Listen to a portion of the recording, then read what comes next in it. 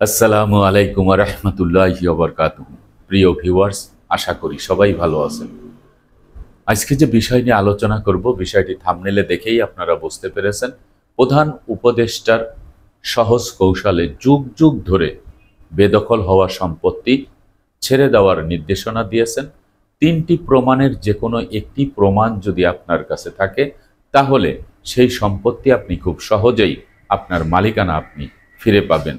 কিভাবে ফিরে পাবেন, কোথায় যেতে হবে, কি করতে হবে, এই বিষয় নিয়ে বিস্তারিতভাবে আলোচনা করব। তাই ভিডিও না টেনে সম্পূর্ণ ভিডিও দেখার জন্য অনুরোধ রইল।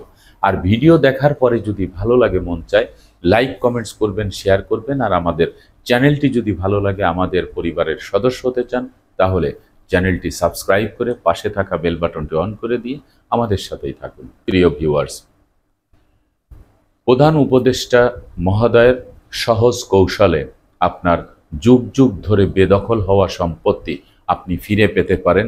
আপনার কাছে যে কোনো একটি প্রমাণ সঠিক থাকতে হবে। আর এই সঠিক প্রমাণটি যদি আপনার কাছে থাকে, তাহলে জমির মালিকানা আপনার। শত চেষ্টা করেও এই সম্পত্তি থেকে আপনাকে যেমন উচ্ছেদ করা যাবে না, তেমনি অন্য যদি জবরদখল বা বিরুদ্ধ দখল করে রাখে, সেই সম্পত্তি আপনি খুব সহজে পুনরুদ্ধার করতে পারবেন। এই ৩টি প্রমাণের মধ্যে সর্বপ্রথম একটি প্রমাণের কথা বলি, সেটি হচ্ছে সঠিক দলিল আপনার কাছে থাকতে হবে। সঠিক দলিল বলতে আমি এটি বোঝাচ্ছি না যে সাব রেজিস্ট্রার অফিস কর্তৃক যে দলিলটি হয়, সেই দলিলটি হওয়ার সাথে সাথে সেটিই সঠিক দলিল, আমি সেটি বলবো না। সাব রেজিস্ট্রার অফিস থেকে দলিল হওয়ার পরেও সেই দলিলটি আদালত কর্তৃক জাল প্রমাণিত হয়।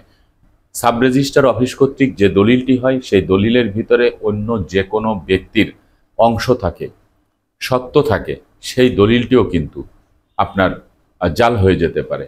আপনি সাব রেজিস্ট্রার অফিস কর্তৃক যখন একটি হেবা দলিল করেন, সেই হেবা দলিলটিও কিন্তু বাতিল হতে পারে বিজ্ঞ আদালত কর্তৃক। আপনি যদি ওসিয়তনামা দলিল করেন, হেবা বিল এওয়াজ দলিল করেন, আপনি যদি এওয়াজ বদল দলিল করেন, দাম দলিল করেন, যে কোনো দলিলই আপনি সাব রেজিস্ট্রার অফিস কর্তৃক যদি আপনি করেন, তাহলেই যে সেটি সঠিক দলিল, সেটি কিন্তু আদালত প্রমাণ করে না।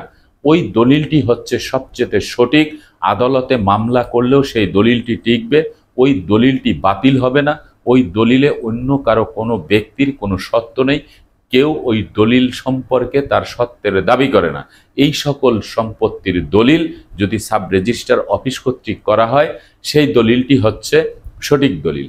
এবং এই দলিলটি যিনি গ্রহণ করেন, গ্রহীতা নতুন মালিকানা পান, তার ওই দলিল করার পূর্বে যার কাছ থেকে সম্পত্তি তিনি বুঝে নিচ্ছেন, অর্থাৎ গ্রহীতা দাতার কাছ থেকে, সে হতে পারে পূর্বপুরুষের সম্পত্তি, হতে পারে ক্রয়কৃত সম্পত্তি। সেই যে দাতা, তার মালিকানার ইতিহাস 100% ঠিক আছে।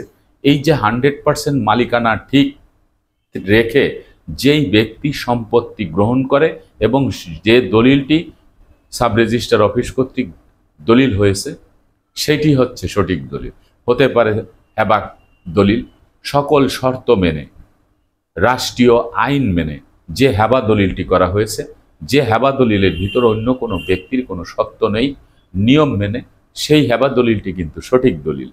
ওসিয়তনামা দলিলের শর্ত মেনে যেই দলিলটি হয়েছে, অর্থাৎ আমি বোঝাতে চাচ্ছি, যেই দলিলের মধ্যে কোনো বিতর্ক সৃষ্টি করে নাই, অন্য কোনো ব্যক্তির কোনো সত্ত্ব নেই, সেই দলিলটি হচ্ছে সঠিক দলিল।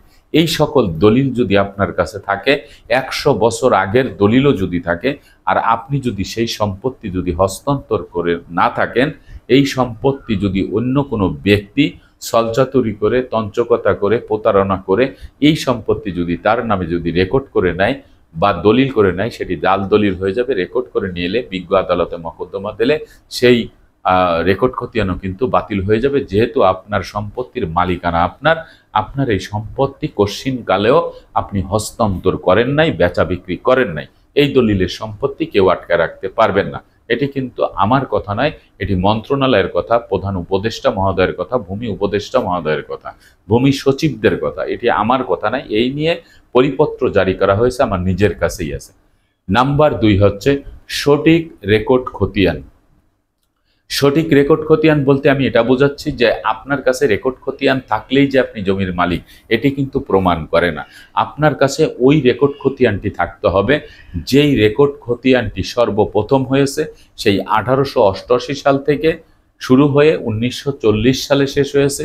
সিএস খতিয়ান, ক্যাডাস্ট্রাল সার্ভে, এই সিএস খতিয়ান যার কাছে রায়তি স্থিতিবান, দখলীয় সত্ত্বে স্থায়ী মালিকানা যার, ওই খতিয়ানটি যার কাছে আছে, ওই খতিয়ান থেকে অদ্য পর্যন্ত মালিকানার ধারাবাহিকতা ঠিক আছে, বংশ পরম্পরায় যেই সম্পত্তি এখনো পর্যন্ত বেচা বিক্রি হস্তান্তর কোনো কিছু হয় নাই, কিন্তু তারা খতিয়ান মূলে মালিকানা নিয়ে বসে আছেন, সেই সকল খতিয়ান দিয়ে আপনি মালিকানা দাবি করতে পারবেন। এখন আসা যাক যে আপনার কাছে শুধুমাত্র একটি সিএস খতিয়ান আছে, কিন্তু অন্য খতিয়ান কিন্তু আপনার নামে হয়নি, আপনার পরবর্তী জেনারেশন বা আপনার অন্য কোনো ওয়ারিশের নামে হয়েছে বা অন্য কোনো তৃতীয় পক্ষ কোনো ব্যক্তির নামে হয়েছে, তাহলেও কোনো সমস্যা নয়। ওই সিএস খতিয়ানে যদি আপনার পূর্বপুরুষের নাম থাকে, আর পূর্বপুরুষের নাম থেকে যদি আপনার যে বাবা দাদা তারা যদি ধারাবাহিকভাবে তারা যদি ওই সম্পত্তির মালিকানা আপনাদের কাছে আসে, তাহলে ওই সিএস খতিয়ান মূলে আপনি কিন্তু মালিকানা দাবি করতে পারবেন।